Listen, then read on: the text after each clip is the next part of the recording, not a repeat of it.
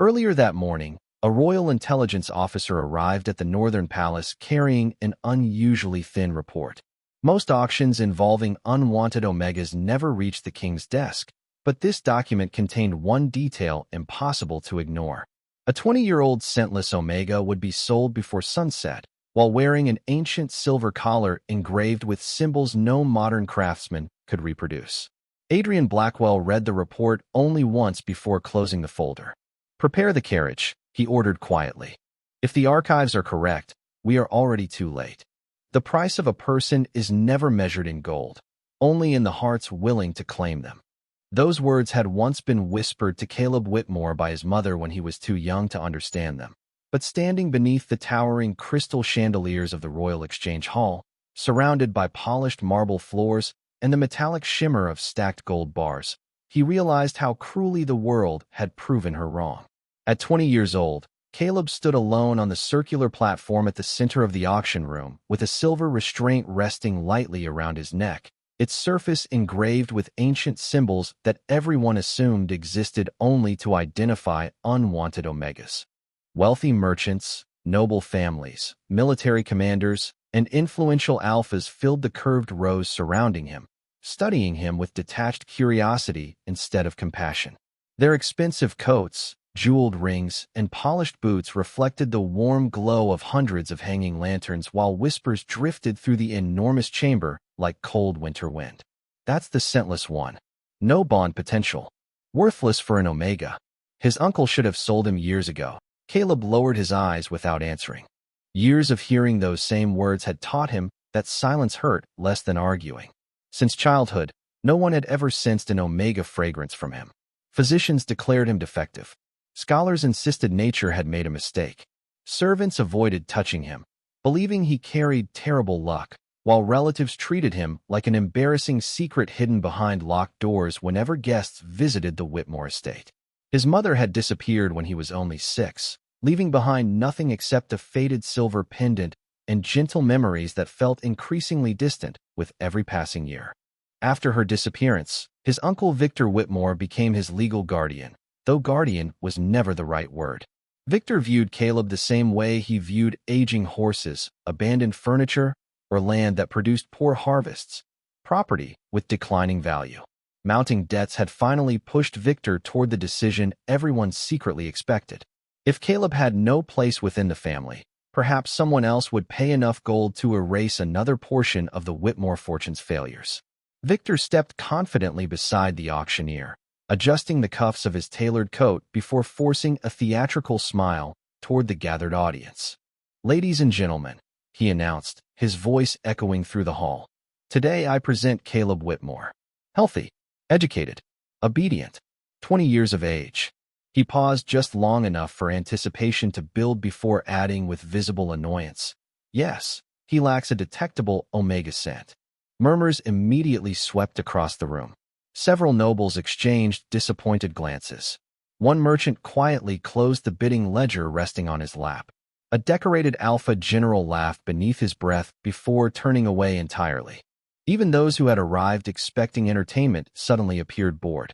Gold was invested where influence could grow, and a scentless omega promised no political alliances, no celebrated bond, and no prestigious bloodline. Caleb remained perfectly still while every dismissive stare settled onto his shoulders like invisible weight. He had imagined this day many times during sleepless nights, yet reality somehow felt colder. It was not the humiliation that hurt most. It was how ordinary it seemed to everyone else. The auctioneer raised a carved wooden hammer. "Opening bid, 100 gold crowns." Silence answered him. Somewhere near the back, someone coughed. Another guest requested fresh wine from a servant, as though Caleb no longer existed. Victor's smile began to tighten around the edges. 80 crowns, the auctioneer corrected. Still nothing. 50. A noblewoman shook her head before looking toward another lot listed later in the evening. Caleb slowly lifted his gaze toward the massive stained glass ceiling where afternoon sunlight filtered through colored panes, scattering soft shades of blue and crimson across the marble floor. He wondered whether freedom might have looked exactly like that if life had chosen differently. Victor stepped closer, lowering his voice into an irritated hiss only Caleb could hear. At least pretend you're grateful someone may take you. Caleb offered no response. Gratitude could not grow where dignity had already been traded away. The auctioneer inhaled deeply, preparing to reduce the price again, when the enormous bronze doors at the end of the hall opened with deliberate calm. Every conversation stopped. Every servant froze. Every noble instinctively rose from their seat. Heavy footsteps echoed across polished stone with measured confidence.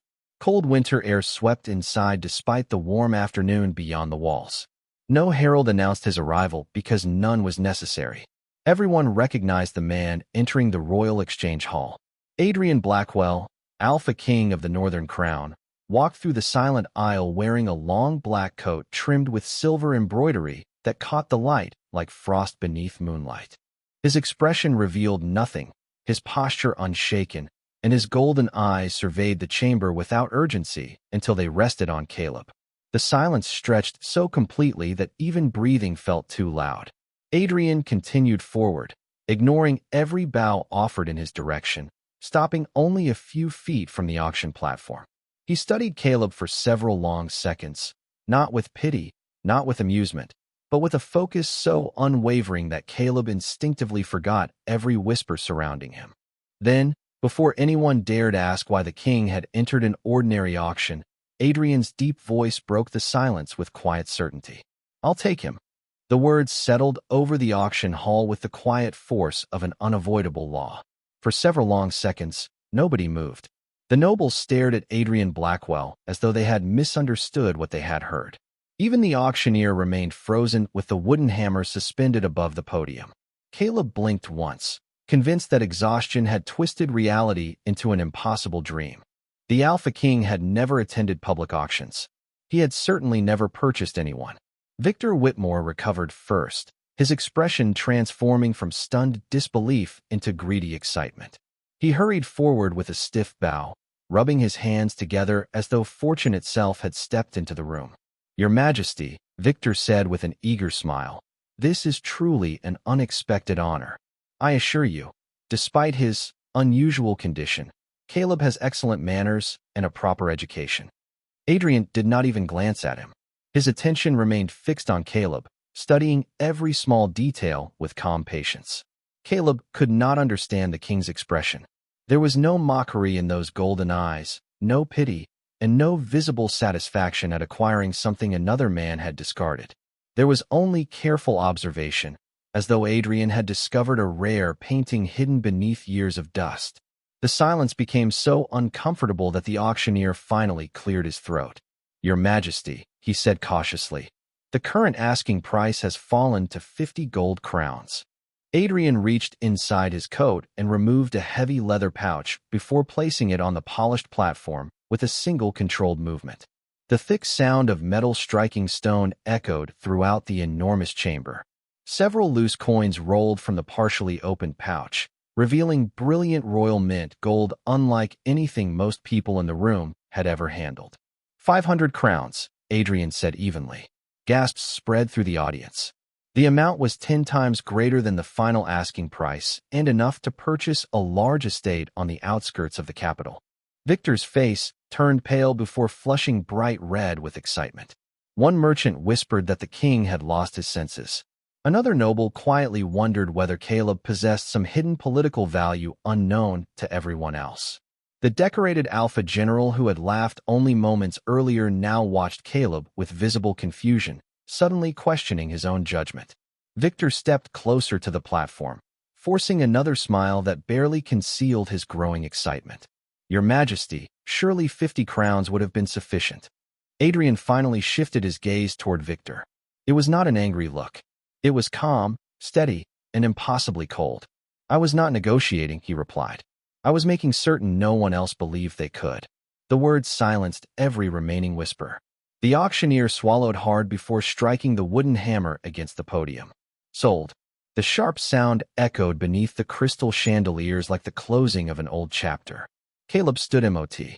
The journey north lasted 3 days, yet hardly a dozen words were spoken inside the royal carriage. Caleb spent most of the trip watching unfamiliar landscapes pass beyond the window as rolling green hills gradually gave way to towering evergreen forests dusted with lingering patches of snow. Every mile carried him farther from the only home he had ever known, although the word home had never truly fit the Whitmore estate. Adrian Blackwell sat across from him throughout the journey, reading official reports, signing documents, or quietly observing the changing horizon. He never questioned Caleb, never demanded conversation, and never treated him as though he had purchased a possession. That unexpected restraint confused Caleb more than any harsh command could have. Each evening the royal escort stopped at carefully guarded inns reserved for the crown. Caleb noticed something peculiar. Every servant bowed respectfully toward him, not because they knew who he was, but because they had witnessed the king personally escort him inside. No one whispered insults. No one called him defective. The silence felt unfamiliar, almost unsettling. On the morning of the fourth day, the northern palace finally appeared beyond a frozen lake, rising from dark stone cliffs like a fortress carved directly into the mountains. Tall silver towers pierced the pale winter sky, while blue banners embroidered with the Blackwell wolf fluttered steadily above the walls. The palace looked magnificent, but it also felt distant and untouchable, as though warmth itself hesitated to enter its gates. As the carriage rolled beneath the massive entrance arch, rows of royal guards saluted their king. Caleb instinctively lowered his head, expecting suspicious stares, yet most of the guards simply acknowledged him with disciplined professionalism before returning to their duties. Inside, polished black marble reflected the light pouring through towering windows overlooking snow-covered gardens. The palace carried the clean scent of cedarwood, pine, and crisp mountain air. Everything felt orderly, elegant, and impossibly quiet. A dignified older steward approached and bowed deeply. "Welcome home, Your Majesty." Before the steward could lead Caleb farther inside, another distinguished nobleman crossed the entrance hall. Dressed in deep emerald robes trimmed with silver thread, he paused only briefly, his sharp gray eyes lingering on the simple silver collar around Caleb's neck before offering Adrian a courteous bow. "Welcome home, Your Majesty," he said smoothly. Adrian acknowledged him with a slight nod, but did not slow his pace. The nobleman smiled politely, though something about the careful way he watched Caleb made the warmth never quite reach his eyes. Once Lord Graham Voss continued down the corridor, the steward quietly turned his attention. "Your room has been prepared as requested." Caleb looked around in surprise. A room had already been prepared before they had even arrived. Adrian nodded once before speaking directly to Caleb for the first time since leaving the capital. "You will stay in the eastern residence. It overlooks the winter gardens. If there is anything you require, ask the staff without hesitation." Caleb blinked in confusion. "You already planned for me?" Adrian answered simply. "Yes." There was no further explanation. The eastern residence proved larger than the entire wing Caleb had occupied as a child. Sunlight streamed through floor-to-ceiling windows overlooking snow-covered pines. Shelves lined one wall, waiting for books that had not yet arrived. Fresh flowers rested beside a stone fireplace where a gentle fire warmed the room despite the icy air outside. It felt less like a guest chamber and more like a place someone genuinely intended another person to live. A young maid with auburn hair entered carrying folded clothes. She smiled kindly before bowing. "My name is Nora Hale. I have been assigned to assist you." Caleb hesitated before accepting the neatly folded garments. "Thank you." Nora smiled a little wider. "His Majesty personally selected everything in your wardrobe after asking the royal tailor to prepare them yesterday." Caleb looked down at the clothing in his hands. Soft fabrics, neutral colors, nothing extravagant, yet everything carefully chosen. Why would the king spend time arranging such ordinary details for someone he barely knew? Later that afternoon, Caleb wandered onto a quiet balcony overlooking the frozen gardens. Snowflakes drifted gently across the courtyard while distant fountains rested beneath delicate layers of ice. He reached absent-mindedly toward the silver collar around his neck, his fingertips tracing the unfamiliar symbols carved into its surface. Every instinct urged him to remove it now that he was no longer standing in an auction hall. Before he could test the clasp, Adrian's calm voice sounded from the doorway behind him. "Do not take it off." Caleb quickly lowered his hand. I thought it belonged to my uncle. Adrian stepped onto the balcony beside him, his eyes fixed not on Caleb but on the endless white landscape beyond the palace walls. It never belonged to him. Caleb frowned. Then why am I still wearing it? For the first time since they had met, Adrian's composed expression revealed the faintest trace of concern. Because that collar is not restraining you. He paused, choosing his next words with unusual care. It is protecting you until the royal healer examines it. Caleb stared at the engraved silver band with growing uncertainty. Everything he believed about the collar suddenly felt incomplete. If it had never been a symbol of ownership, then what exactly had rested around his neck all these years? And why had the king recognized its importance the moment he saw it? As the first evening settled over the northern palace, Caleb realized the greatest mystery was no longer why Adrian had purchased him. The greater question was how Adrian seemed to know more about Caleb's life than Caleb himself. 3 quiet days passed inside the northern palace before Caleb was invited to his first royal banquet. Nora carefully adjusted the collar of his dark blue formal coat and stepped back with a satisfied smile. "You look like you belong here," she said gently. Caleb gave a faint, uncertain smile. That may be the first time anyone has ever said that. Nora hesitated before answering. People often see only what they expect to see. His Majesty rarely does. Her words lingered in Caleb's thoughts as he followed palace attendants through enormous corridors lined with silver banners and towering windows overlooking endless snowfields. The grand hall was already alive with conversation when he entered beside Adrian. Hundreds of candles reflected across polished marble, while members of noble families filled long tables decorated with crystal and evergreen branches. Music drifted softly through the room, but the conversations noticeably quieted the moment guests recognized the unfamiliar Omega walking beside the king. Curious eyes followed every step Caleb took. Some faces showed surprise. Others barely concealed disapproval. Adrian acknowledged none of it as he led Caleb toward the royal table. Among all the curious faces in the hall, one nobleman watched Caleb with unusual patience. Lord Graham Voss, dressed in deep emerald robes embroidered with silver thread, never joined the whispers surrounding the newcomer. Instead, his calm gray eyes lingered briefly on the simple silver collar around Caleb's neck before he quietly looked away, as though recognizing something no one else had noticed. Before they could sit, an older nobleman wearing emerald robes stepped forward with a courteous bow that failed to hide the amusement in his eyes. "Your Majesty," he said smoothly, "I understand you have welcomed an unusual guest." Adrian answered with calm simplicity. "I have." The nobleman's smile widened. "Forgive my curiosity, but rumors travel quickly through the kingdom. Is it true this Omega was purchased at public auction?" Several nearby nobles suddenly found great interest in their wine glasses, pretending not to listen while carefully waiting for the king's response. Caleb felt every pair of eyes settle upon him. The familiar weight of judgment returned almost instantly. Before Adrian could answer, another guest quietly added, "I heard he has no scent at all." A woman seated nearby sighed sympathetically. "Such a tragic condition." Someone farther down the table whispered just loudly enough to be heard. 500 gold crowns seems an extraordinary price for someone with no political value. Caleb lowered his gaze. He had promised himself he would not let strangers' opinions wound him again.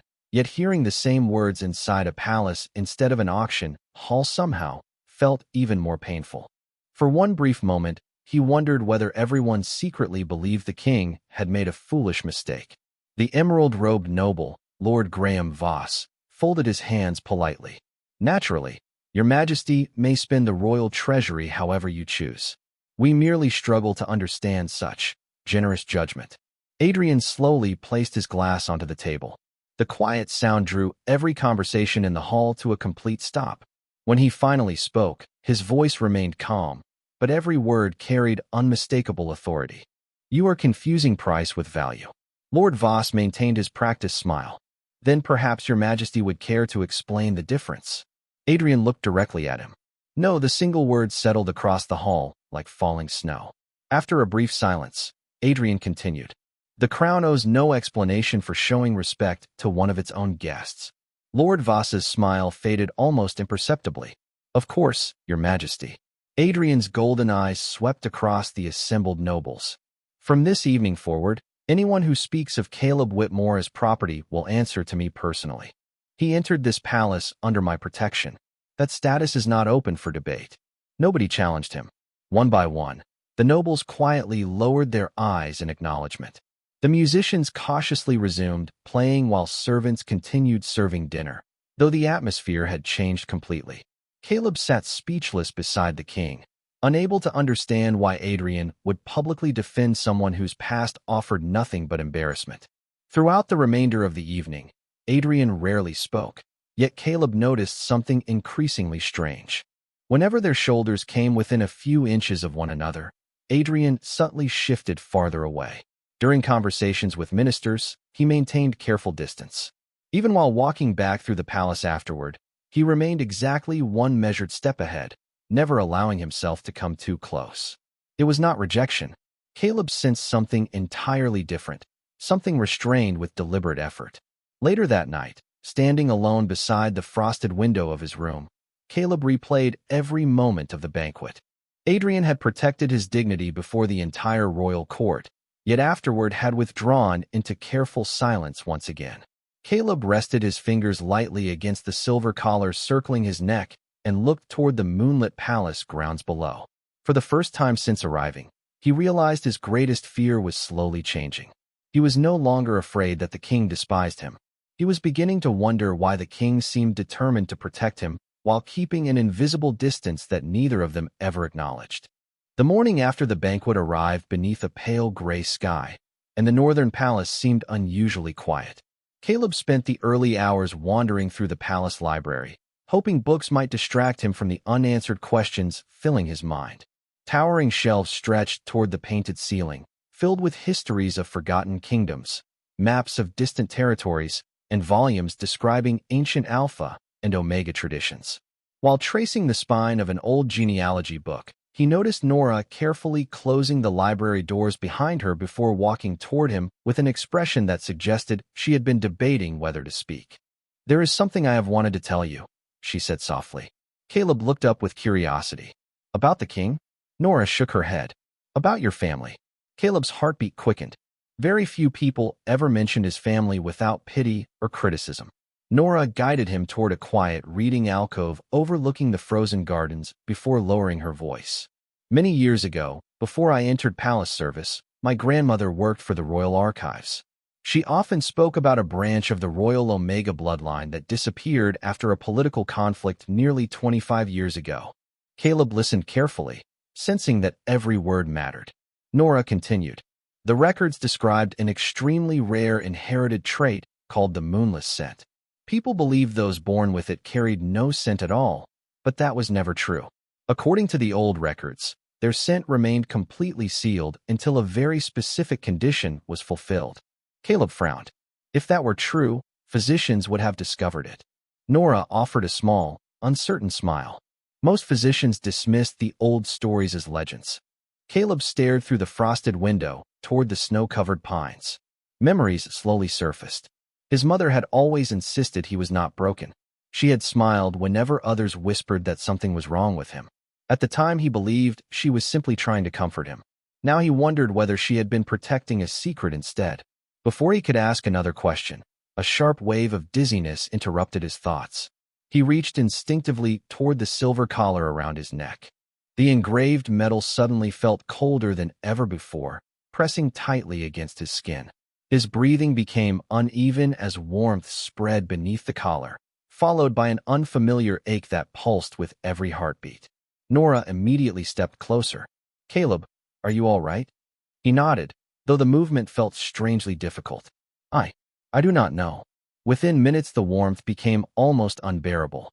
The engraved symbols along the collar glowed faintly beneath the afternoon light, so subtle that anyone farther away would have missed it entirely.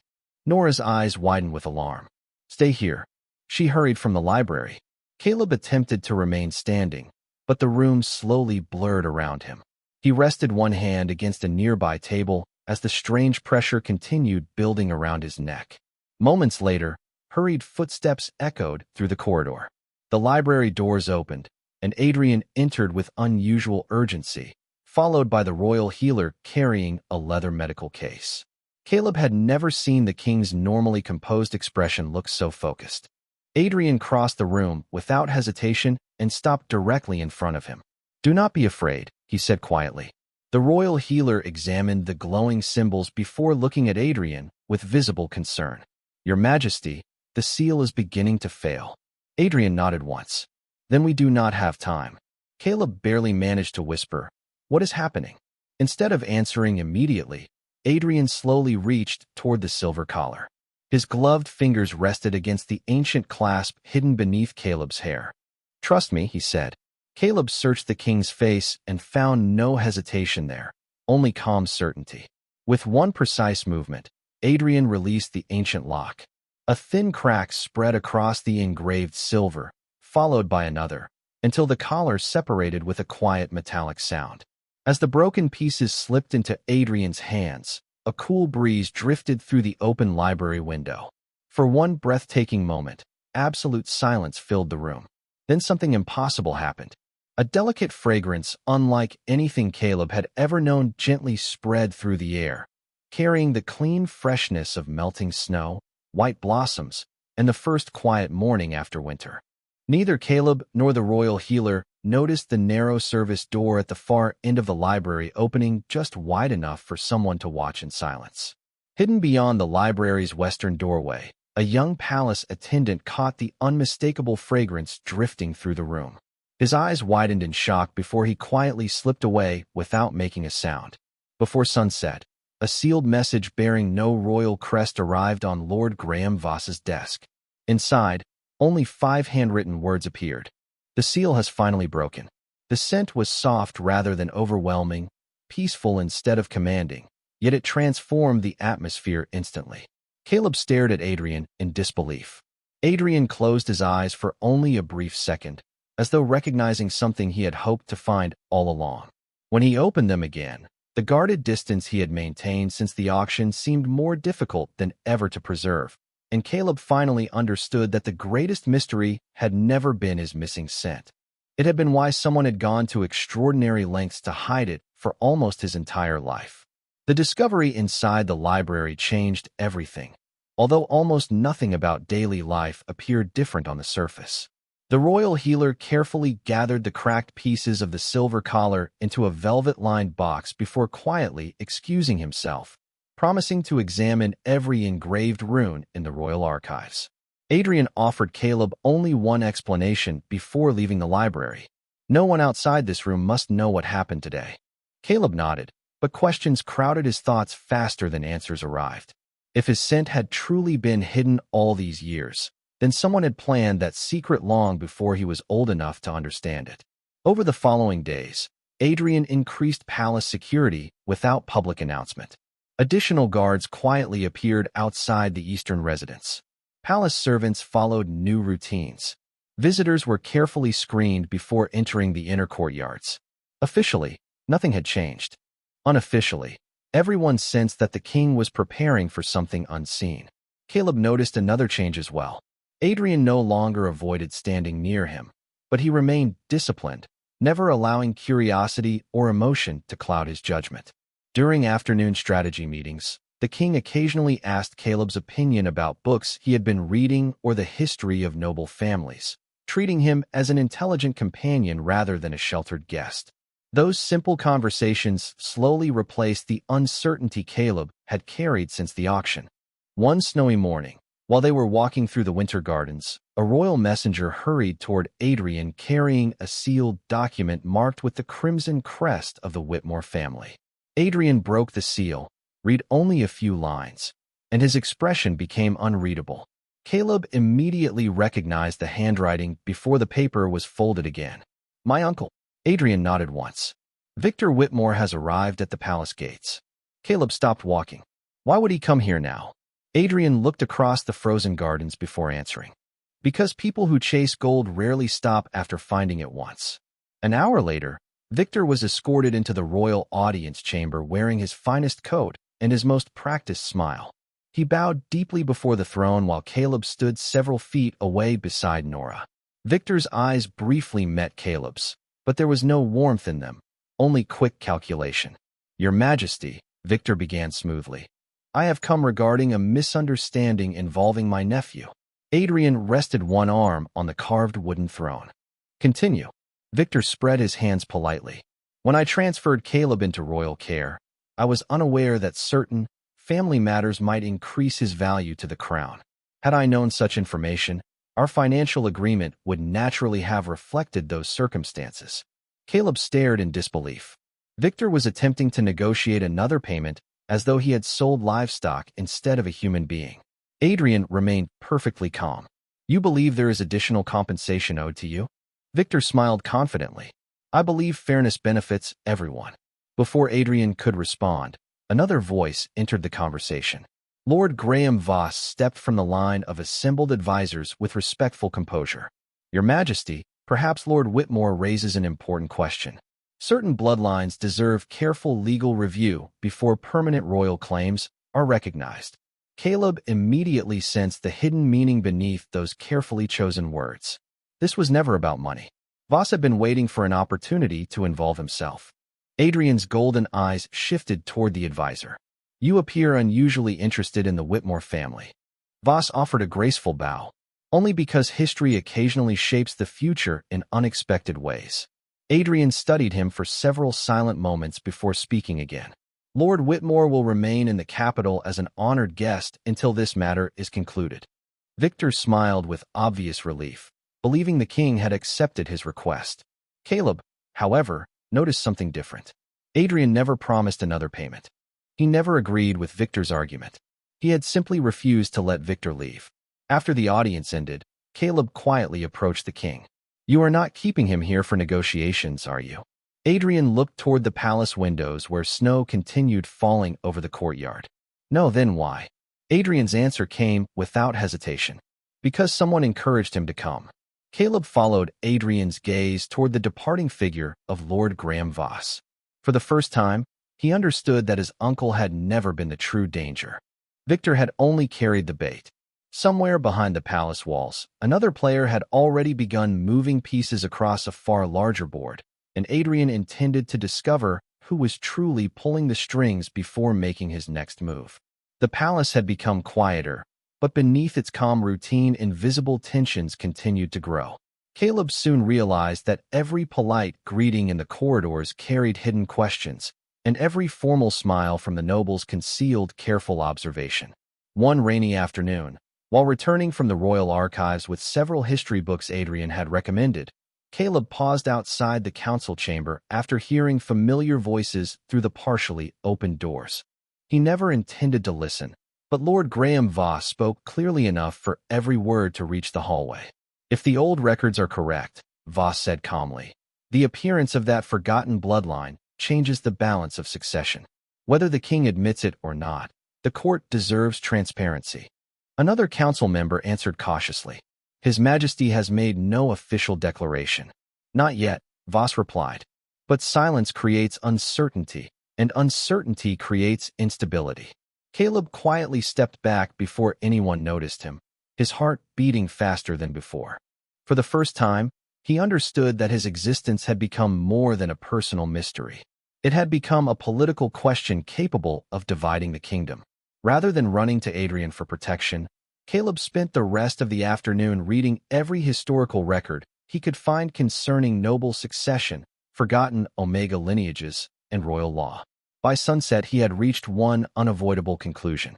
As long as everyone viewed him as a secret hidden behind the king's authority, Lord Voss would continue using that secrecy to create suspicion. That evening, Nora found Caleb standing beside the eastern balcony overlooking the snow-covered courtyard. You have barely spoken all day, she said gently. Caleb gave a thoughtful smile. For most of my life, I believed surviving meant staying invisible. I think I finally understand that remaining silent is helping the wrong people. Nora studied him with quiet pride. What are you going to do? Caleb looked toward the lights glowing inside the council wing. I am going to speak before they decide my story without me. The following morning, the royal assembly gathered beneath the enormous domed ceiling of the great council hall. Nobles from every province filled the chamber while advisors, military commanders, and scholars waited for the weekly session to begin. Lord Voss stood confidently among them. already preparing another carefully worded argument concerning transparency and succession. Before the first agenda item could be announced, the massive doors opened. Every conversation stopped as Caleb entered the chamber alone. Soft murmurs spread through the audience. No royal guard escorted him. No attendant announced him. He simply walked forward with calm determination until he reached the center of the marble floor. Adrian, seated upon the elevated throne at the far end of the chamber, watched silently without interrupting. Their eyes met only briefly. Caleb saw no command there, only trust. Drawing a slow breath, Caleb removed a folded parchment from his coat. It was the original document recording his sale at the auction, bearing Victor Whitmore's signature and official seal. He held it high enough for the council to recognize it before speaking in a steady voice. Many of you know this document. It reduced my life to a transaction measured in gold. The chamber remained completely silent. Caleb slowly tore the parchment into 2 pieces, then into 4, then into many smaller fragments that drifted gently onto the polished marble floor like winter leaves. Gold purchased my circumstances, he said firmly, but it never purchased my choices. I am not property. I am not evidence in someone else's political argument. Whatever history my family carries, it belongs first to me, not to those seeking influence through it. Several council members exchanged thoughtful glances. Others lowered their heads, suddenly uncomfortable with the assumptions they had accepted only days earlier. Lord Voss stepped forward with measured politeness. A powerful speech, he said, but emotions cannot replace legal questions. Caleb calmly faced him. Neither can ambition. The simple reply echoed through the chamber with surprising force. Adrian remained seated, saying nothing. He did not rescue Caleb from the exchange or speak over him. For the first time since the auction, Caleb stood entirely on his own, defending not only his dignity, but also his right to define himself. As silence settled across the great council hall once again, many of the nobles realized they were no longer looking at a frightened Omega rescued from an auction platform. They were looking at someone who had willingly stepped into the center of the kingdom's greatest debate and refused to surrender his own voice. The morning after Caleb addressed the royal assembly, the atmosphere throughout the northern palace shifted in subtle but unmistakable ways. Servants greeted him with sincere respect instead of cautious curiosity, while several council members who had once avoided him now offered quiet bows in the corridors. Yet Adrian seemed more watchful than relieved. During breakfast, he unfolded a coded report delivered by one of the royal scouts, read it in silence, and immediately ordered additional guards to patrol the eastern gardens. Caleb noticed the change. Something has happened, he said. Adrian carefully folded the report. Someone has become impatient. Before Caleb could ask another question, Nora entered the dining room carrying a basket of freshly cut winter flowers for the palace chapel. She smiled warmly at Caleb before excusing herself to complete her morning duties. It was the last time anyone saw her that day. By late afternoon, concern spread quietly through the palace. Nora had never missed her scheduled responsibilities. The head steward confirmed she had left the gardens shortly before noon, but had never reached the chapel. Caleb searched the eastern residence, the library, and every hallway she normally visited. As the winter sun disappeared behind the mountains, a palace messenger finally delivered a sealed envelope addressed only to Caleb. Inside rested a single sheet of paper. Come alone to the Old Moon Sanctuary before midnight if you wish to see your loyal friend again. Bring no guards. Bring no king. Caleb read the note twice before quietly slipping it inside his coat. He understood immediately who stood behind it. Lord Graham Voss no longer wanted rumors. He wanted leverage. Caleb looked toward Adrian's study across the courtyard. Every instinct told him to reveal the message, yet another thought stopped him. Voss expected exactly that response. If Adrian marched to the sanctuary with soldiers, Nora would become nothing more than another piece in someone else's political game. Caleb walked instead to the royal map room, where he quietly marked the location of the abandoned sanctuary with a small silver pin before leaving the chamber without explanation. It was the same subtle signal Adrian had taught his military officers to use whenever they discovered danger but could not speak openly. Wrapped in a dark winter cloak, Caleb rode alone beneath a sky filled with slow drifting snow until the ancient stone sanctuary emerged between towering pine trees. The forgotten temple had long ago been abandoned, yet pale moonlight still filtered through its broken stained glass windows, covering the weathered floor in silver light. Nora sat unharmed beside one of the old stone pillars, frightened but calm. Standing several feet away, Lord Graham Voss greeted Caleb with a courteous smile that never reached his eyes. "I knew you would come," he said. Caleb remained composed. "Release her." Voss slowly shook his head. "Not until we finish our conversation." He gestured toward a circular pattern carved into the sanctuary floor, its ancient symbols matching those once engraved upon Caleb's silver collar. "Your family was never ordinary," Voss continued. "The moonless scent was hidden because certain people feared what it represented. A forgotten royal bloodline has remarkable political value." Caleb refused to step into the carved circle. "You are interested only in power." Voss smiled. "Power simply follows truth." Before Caleb could answer, several attendants loyal to Voss activated hidden lanterns surrounding the ancient markings. A faint glow spread across the weathered stone, awakening symbols that had slept for decades. Caleb suddenly felt the familiar fragrance of melting snow and white blossoms gently surrounding him once again, stronger than ever before. Voss watched eagerly, convinced the sanctuary itself would respond to Caleb's bloodline. Instead, the fragrance drifted beyond the ancient circle and toward the open entrance. Heavy footsteps echoed across the stone floor. Adrian appeared beneath the broken archway, his black winter cloak dusted with snow. Behind him stood only a handful of trusted royal guards. He had understood Caleb's silent signal exactly as intended. The moment Adrian crossed the sanctuary threshold, the gentle fragrance surrounding Caleb grew brighter and warmer, filling the forgotten temple with quiet light. Every person present witnessed the impossible. The ancient symbols ignored Lord Voss completely. They responded only to the presence of Caleb and Adrian together, as though recognizing a bond written into history long before either of them had been born. For the first time, uncertainty crossed Voss's face. His carefully constructed plan had revealed the very truth he hoped to control, and every witness now understood that the hidden legacy of the moonless scent could never be claimed through ambition alone. The return to the Northern Palace marked the end of every secret that had shaped Caleb's life. By sunrise, witnesses from the Old Moon Sanctuary had already delivered sworn statements to the Royal Council describing everything they had seen. The ancient symbols had awakened only when Caleb and Adrian stood together, confirming that the forgotten moonless scent was not a flaw, but a protected royal inheritance preserved through generations. Lord Graham Voss was brought before the council to answer for manipulating royal records, orchestrating the deception surrounding Caleb's bloodline, and using Nora's disappearance to influence the succession debate.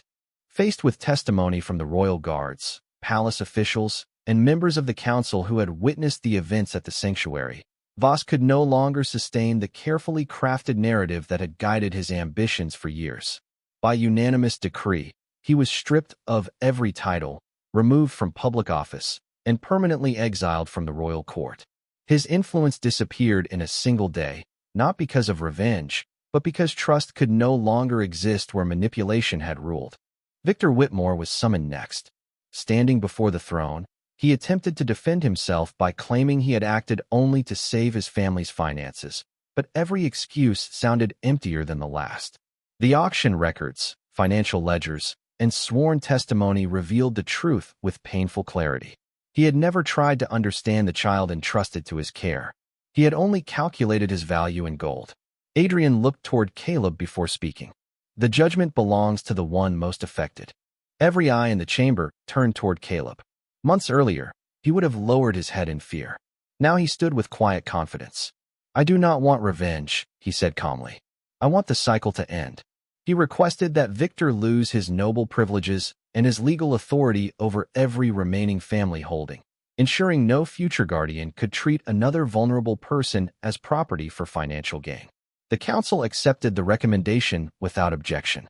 When the formal proceedings concluded, Adrian rose from the throne carrying a sealed royal decree. "Effective immediately," he announced, "the crown abolishes every remaining law permitting the sale or transfer of omegas to satisfy debt, inheritance disputes, or financial agreements. No citizen of this kingdom will ever again be measured by a price." A deep silence filled the chamber before it gave way to respectful applause that echoed beneath the vaulted ceiling. Caleb closed his eyes for a brief moment. Somewhere in that sound, he imagined his mother's gentle voice reminding him that a person's worth could never truly be counted in coins. Weeks later, life inside the palace settled into a peaceful rhythm unlike anything Caleb had ever known. He spent his mornings studying history, diplomacy, economics, and royal law with the kingdom's finest scholars. Adrian insisted that every future decision affecting the kingdom should be understood by both of them, not carried by one person alone. One quiet afternoon, they walked together through the winter gardens where the first white blossoms of early spring had begun pushing through the melting snow. Adrian stopped beside the reflecting pond and looked toward Caleb with the same steady gaze that had first met him inside the auction hall. "The council believes it is time to prepare a formal ceremony," Adrian said. "They expect you to stand beside me as my royal consort." Caleb smiled warmly, but shook his head. "Not yet." Adrian listened without disappointment. Caleb continued, "I do not want to stand beside you because people expect it. I want to stand beside you because I have earned the knowledge to help lead this kingdom with you. Let me finish learning. Let me become someone who contributes, not someone displayed." A quiet smile appeared across Adrian's face, small but completely genuine. "That answer is exactly why you belong here." Caleb reached into his coat and removed the final piece of the broken silver collar that the royal healer had returned after completing his research. They stopped beside the palace forge where an eternal ceremonial flame had burned for generations. Caleb looked at the cracked fragment one last time before gently placing it into the fire. The silver slowly softened until the old seal disappeared forever. He turned back toward Adrian. This time, it was Caleb who reached forward first, quietly taking the king's hand.